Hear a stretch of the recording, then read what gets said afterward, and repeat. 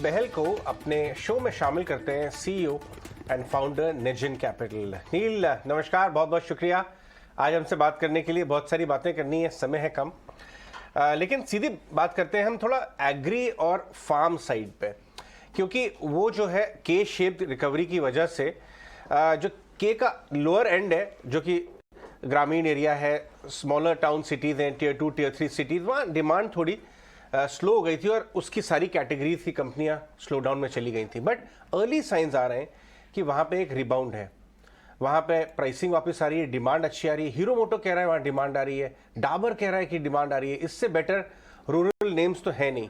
आप भी farm sector को, चाहे वो क्रॉप प्रोटेक्शन हो, चाहे सीड्स हो, वो जोन आपने काफ़ी स्टडी किया हुआ है। आपको लगता है कि यहाँ से जो इकोनॉमी में भी और मार्केट में भी सिर्फ urban centric PVRs of the world ये सब नहीं चलेंगे, अब tier 2 tier 3 side of the portfolio, rural semi urban, वो भी चलना शुरू हो जाएगा और इकोनॉमी में ग्रोथ वहां पर्कुलेट हो जाएगी? Hello Ajay ji, I am always happy to be on your show. तो डेफिनेटली मुझे तो लगता ही है कि फार्म सेक्टर काफी मतलब अच्छा करेगा यहाँ से आगे जाके, बिकॉज आप देखिए पूरे दुनिया में, नॉट ओनली इन इंडिया, पूरे दुनिया में फार्म लैंड पीक हो गया है। तो मेरे हिसाब से एज इन्वेस्टर हमको तो फार्म सेक्टर को ध्यान देना ही चाहिए। एंड इंडिया को भी हम देखेंगे, इंडिया अकेला कुछ like only urban can not do anything. India में भी अगर कुछ अच्छा काम होना है तो basically the rural sector also has to perform. So मेरे हिसाब से तो फार्म सेक्टर में ध्यान देना चाहिए, specially on the side of seeds and crop protection. मुझे लगता है यहाँ पर बहुत कुछ होगा। एंड अगर यहाँ पर बहुत कुछ होगा तो देन एंसिलरी जो आपके बाइक्स होते हैं, आपके जो ट्रैक्टर होते हैं, वहां पर भी काफी सारे स्पेशल सिचुएशन हो रहे हैं। तो बेसिकली पूरे फार्म इकोनॉमी में काफी सारे इंटरेस्टिंग एरिया है देखने लायक इन्वेस्टर्स को, जहां पर अगले 5 साल 7 साल में काफी पैसे बनेंगे। ओके, ठीक है, ये तो बात हो गई रूरल रिलेटेड स्टॉक्स की। अब मैं आपसे बात करता हूँ एसेट और फंड मैनेजमेंट।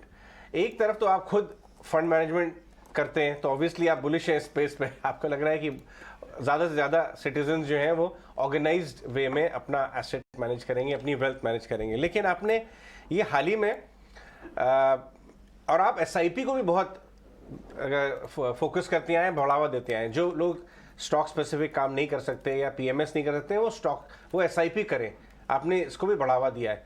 कल आपने देखा मारुति मर्सिडीज के इंडिया हेड ने कहा कि अब ऐसा लग रहा है कि एसआईपीज हमारे कंपटीशन बन गई है। काफ़ी इंटरेस्टिंग लगा। लेकिन इसका मतलब ये है कि इंडियन इन्वेस्टर अब स्मार्ट हो गया है और वो अपनी इंस्टेंट ग्रेटिफिकेशन की अर्ज पे जो है वो गिर नहीं रहा है। सबसे पहले तो मर्सिडीज के जो आदमी ने ये पोस्ट किया, that is very good viral marketing. सब लोगों ने मर्सिडीज को पिकअप कर लिया, सब मर्सिडीज के बारे में बात कर रहे हैं, तो उनका तो मोटिव हो गया। But forget about Mercedes. मेरे हिसाब से जो एसआईपी कल्चर है अबाउट इन इंडिया, ये इंडिया का special it's India special moment. मैं इंडस्ट्री में हूँ तो हमको दिखता है कि कितना पैसा आ रहा है। एंड जो भी आज के तारीख में जिसको जॉब लगती है, सबसे पहली बात करता है कि मैं एसआईपी लगाऊंगा।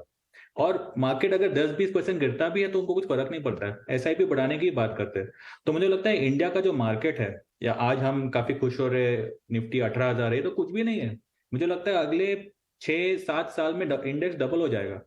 तो यहाँ से तो हमको बहुत कुछ करना बाकी है। हमारा पूरा एसेट मैनेजमेंट इंडस्ट्री तो आज के तारीख में बहुत छोटा है if you compare to western world. तो यहाँ तो मुझे लगता है कि whether you talk about asset management, whether you talk about farm sector, या आप बात करो कोई भी अलग सेक्टर के, मुझे लगता है इंडिया में हर एक चीज में ग्रोथ होगा।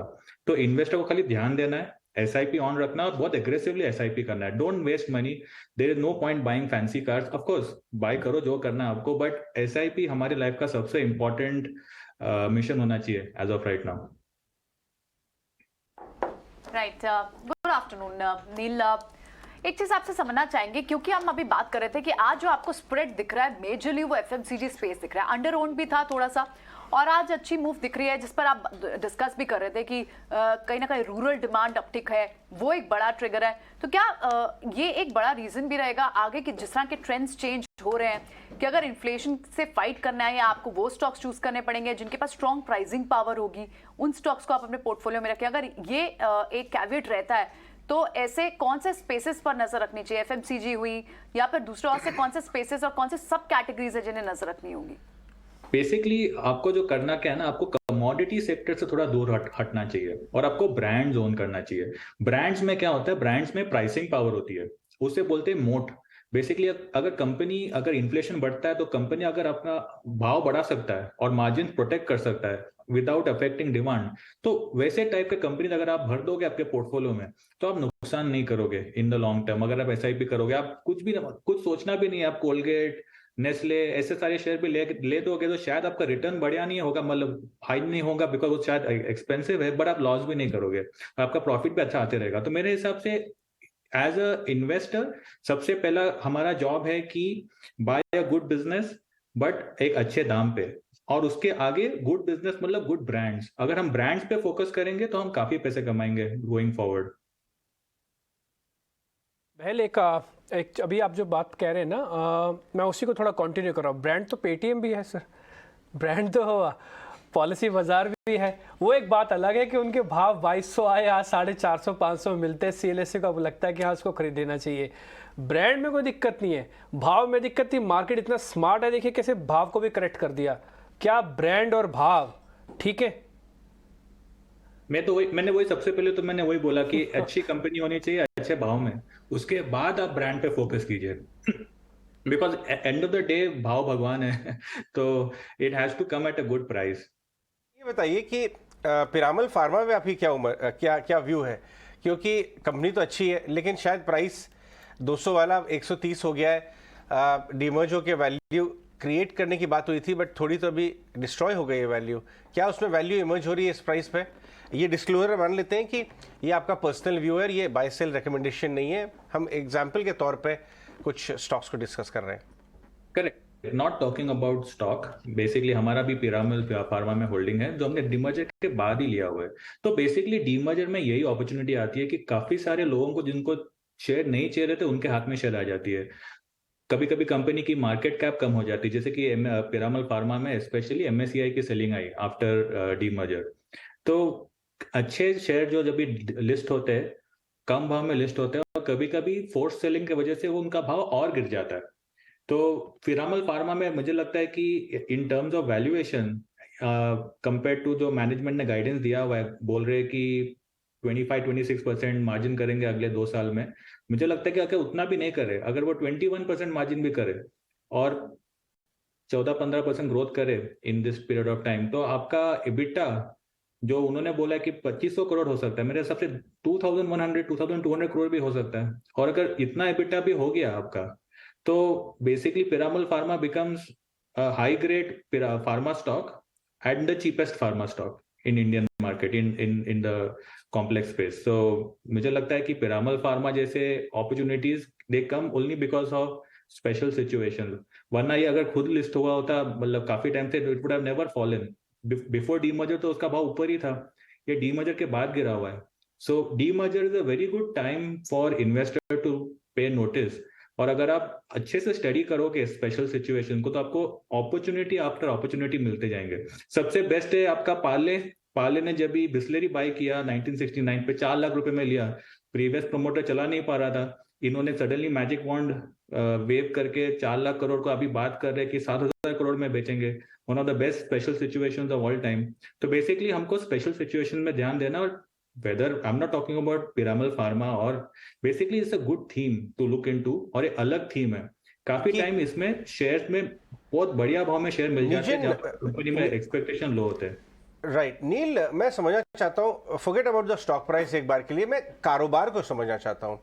इस कारोबार के मार्जिन प्रोफाइल, इसकी पोटेंशियल, आपको नेक्स्ट 2 से 3 साल में इनका कारोबार किस शेप में बन सकता है, जिसकी वजह से वर्सेस टुडे जिसकी वजह से आपने ये स्टॉक लिया है? तो इनमें इनके पास 3 डिवीजन है। एक इनका CDMO डिवीजन है जिस पर ऑलमोस्ट 55% अभी उनका रेवेन्यू वहां से आता है, and then they have complex generics, and then they have this जो आपका इंडियन कंज्यूमर, जहां पर आप very famous brand like Lacto Calamine जो हम डेली यूज करते हैं। तो it's a very well diversified pharma company. Now मेरे हिसाब से ये कंपनी में ज्यादा कुछ स्पेशल ग्रोथ नहीं होगा, जैसे कि हम बोल रहे हैं कि 25% 30%, ऐसा कुछ नहीं होगा। It will be simple growth, जहां पर इनका ग्रोथ होना चाहिए 15% ऑन रेवेन्यू, बट मैनेजमेंट ने गाइड किया हुआ है कि इनका मार्जिन बढ़ते जाएगा। Currently pharma industry down turn में है, हम काफी चैनल चेक करते रहते हैं, तो अगले लास्ट 2 महीने तक तो पूरा फुल डाउनटर्न में था, पर अभी थोड़े few signs of green shoots आ रहे हैं फार्मा इंडस्ट्री में। पर फिर भी आई थिंक वी आर 2 और 3 क्वार्टर्स अवे जब भी आपको पूरे फार्मा इंडस्ट्री में आपको एक अपटिक दिखेगी, because pharma beyond a point down नहीं रह सकता। तो जब भी रीस्टॉकिंग होना चालू होगा फार्मा इंडस्ट्री में, आई थिंक सारे फार्मा स्टॉक्स आपको मार्जिन इंप्रूवमेंट दिखेगा, और जो अच्छे शेयर है जो हमको लगता है उनमें मार्जिन इंप्रूवमेंट डेफिनेटली आएगी, और काफी सारे शेयर यहाँ पर बहुत सस्ते हैं। नील, कुछ और स्पेसेस की भी बात करते हैं, स्पेसिफिकली क्यूएसआर सेगमेंट की अगर बात करें कि ऐसा स्पेस है जिस पर क्यूएसआर सेगमेंट पूरा है लगभग अच्छी ग्रोथ दिखा रहा है, 15 से 20% की दर से इसमें बढ़ोतरी हो रही है, इसमें ग्रोथ देखने को मिल रही है। सफायर फूड इन स्पेसिफिकली, क्योंकि हमने सफायर फूड के मैनेजमेंट से बात भी की थी, उनका कन्विक्शन से मैंने कोशिश की, तो बहुत स्ट्रॉन्ग प्रेजेंस है इस ब्रांड की कंपनी में, कंट्री में स्टोर्स लगातार वो खोल रहे हैं, बाहर भी एक्सपेंशन कर रहे हैं। आप इस सेगमेंट पे क्या देखते हैं, क्या व्यू बना रहे हैं? एज आई सेड, ये बहुत ही स्ट्रॉन्ग ब्रांड है, KFC, पिज्जा हट स्पेशली, और मुझे लगता है कि ये जो ब्रांड है बहुत बढ़िया करेंगे, because overall sector he grow कर रही है 20% से, QSR सेक्टर। तो जब भी सेक्टर इटसेल्फ ग्रो कर रहा है इतने स्पीड में, तो जो बेस्ट ब्रांड्स होते हैं सेक्टर में वो डेफिनेटली ग्रो करते हैं। तो मेरे हिसाब से ये टाइप ऑफ कंपनी जो होते हैं ना, आपको छोड़ देना है पोर्टफोलियो में, रेगुलरली SIP करना और छोड़ देना, अगले 4, 5, 6 साल तक ये ग्रो करते रहेंगे, बिकॉज इंडिया बहुत ही लो बेस पे है करेंटली। अगर आप हिस्ट्री में जाके देखेंगे ना, जब भी डोमिनोज पिज्जा का लिस्टिंग हुआ था USA में, सेम ईयर में हुआ था 2004 में, विद अलॉन्ग विद गूगल। क्या आपको पता है कि last from 2004 till today Domino's pizza के स्टॉक ने ज्यादा रिटर्न दिया है गूगल से। सो बेसिकली ये जो सेक्टर है जो US में 2004 में था, ये इंडिया भी उसके भी पहले है इन terms of per capita GDP, in terms of क्या ग्रोथ पॉसिबिलिटीज है। और अगर आपको लगता है कि इंडिया का GDP ग्रो होगा, पर कैपिटा GDP ग्रोथ होगा, तो सबसे पहले बेनिफिट आएगा QSR सेक्टर में, बिकॉज लोगों को अपने बच्चों को want to go for a birthday party, आप पिज्जा खाओगे, आप घर पे मंगाओगे, इट्स अ ब्यूटीफुल स्टोरी मेरे हिसाब से। नेक्स्ट हम आपके साथ पिज्जा और कॉफी पे मिलेंगे थोड़ा और डिटेल में समझने के लिए। प्रियंका भी आएंगी हमारे साथ। एब्सोल्युटली, और नील उस टाइम स्माइल भी कर रहे थे जब पिज्जा का नाम ले रहे थे, तो आई थिंक पिज्जा वीकेंड में बहुत पिज्जा खाते हैं और खूब ब्लू टोकाई कॉफी भी पीते हैं। चलिए, स्टॉक भी पसंद करते हैं, एब्सोल्युटली, डेफिनेटली जी।